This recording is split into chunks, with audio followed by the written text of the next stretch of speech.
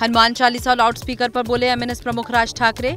कहा मस्जिदों से उतरने चाहिए लाउडस्पीकर न हटने तक हनुमान चालीसा पढ़ते रहेंगे। लाउडस्पीकर चलाए गए तो उसके सामने हम लोग हनुमान चालीसा इस महाराष्ट्र में देश में लोग चलाएंगे, लाउडस्पीकर के ऊपर चलाएंगे। पुणे के मारुति मंदिर में एमएनएस कार्यकर्ताओं ने कड़ी सुरक्षा के बीच की हनुमान जी की आरती। महाआरती करने पहुंचे एमएनएस कार्यकर्ताओं और पदाधिकारियों को हिरासत में लिया गया। गिरफ्तार लोगों में एमएनएस प्रवक्ता हेमंत संभस भी शामिल।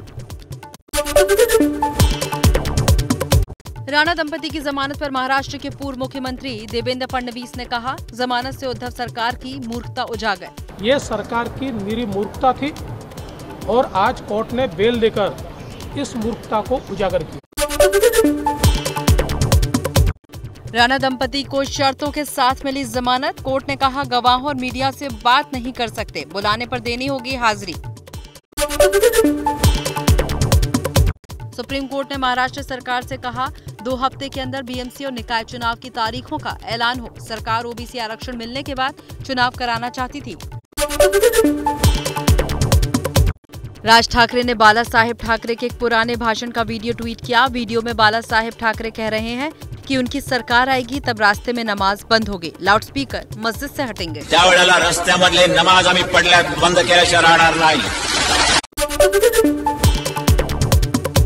शिवसेना नेता संजय राउत ने राज ठाकरे पर कसा तंज। राउत ने कहा राज ठाकरे की हिंदुत्व की डिग्री फर्जी है। राज ठाकरे का बिना नाम लिए निशाना, जिन्होंने बाला साहेब ठाकरे को छोड़ा और उनके विचारों को त्याग दिया, वो हमें सीख न दें। भाई बाला साहब का वीडियो ट्वीट करके क्या वो दिखाना चाहते हैं? उनको क्या बाला साहब ठाकरे वापस? जो लोग बाला साहब जी को छोड़ कर गए, उनके जीते जी, वो हमें हिंदुत्व क्या सीखे? एमएनएस प्रमुख राज ठाकरे के अल्टीमेटम का महाराष्ट्र में दिखा असर। कांदिवली में एमएनएस कार्यकर्ताओं ने हनुमान चालीसा का पाठ किया। मुंबई लोकल में भी यात्रियों ने पढ़ी हनुमान चालीसा। सुमति के संगी कंचन बरन विराज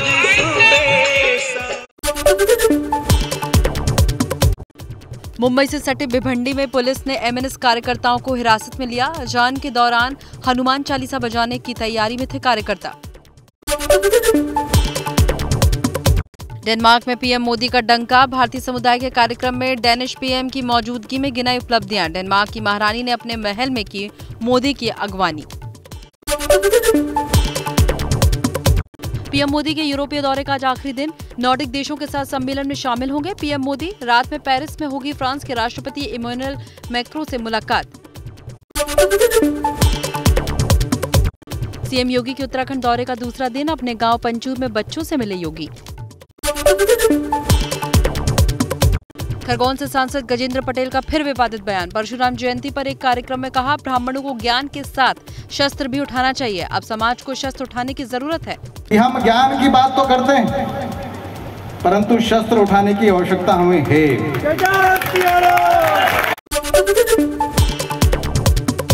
जोधपुर हिंसा के मामले में अब तक 97 लोगों की गिरफ्तारी। 10 थाना क्षेत्रों में जारी है कर्फ्यू।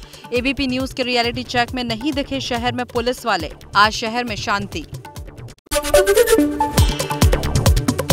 ललितपुर में थाना इंचार्ज ने नाबालिग से किया रेप।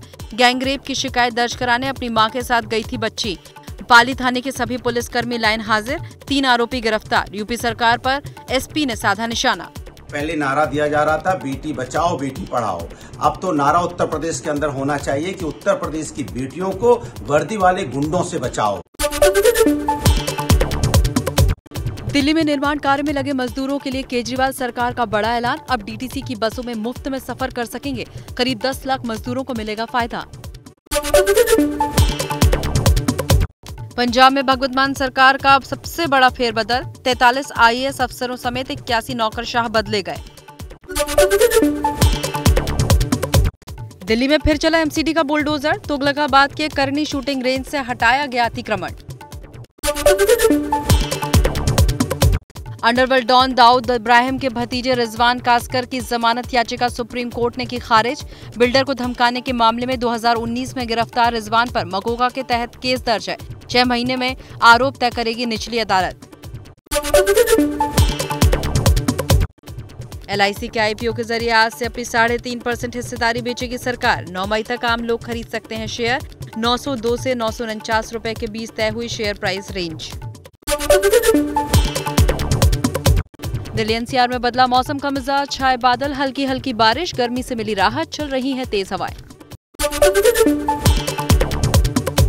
देश में पिछले 24 घंटे में कोरोना के 2568 केस सामने आए, 20 मरीजों की मौत, कुल एक्टिव केस बढ़कर 19,137 पहुंचे। रूस और यूक्रेन में 70 दिनों से भीषण युद्ध जारी। रूस के राष्ट्रपति व्लादिमीर पुतिन का दावा, युद्ध को खत्म करने की वार्ता को लेकर गंभीर नहीं है यूक्रेन। यूक्रेन के शहर लीव में बिजली के 3 सब स्टेशनों को रूस ने बनाया निशाना। दागी क्रूज मिसाइल, हवाई हमले के बाद बजने लगे सायरन, आसमान में छाया धुआं।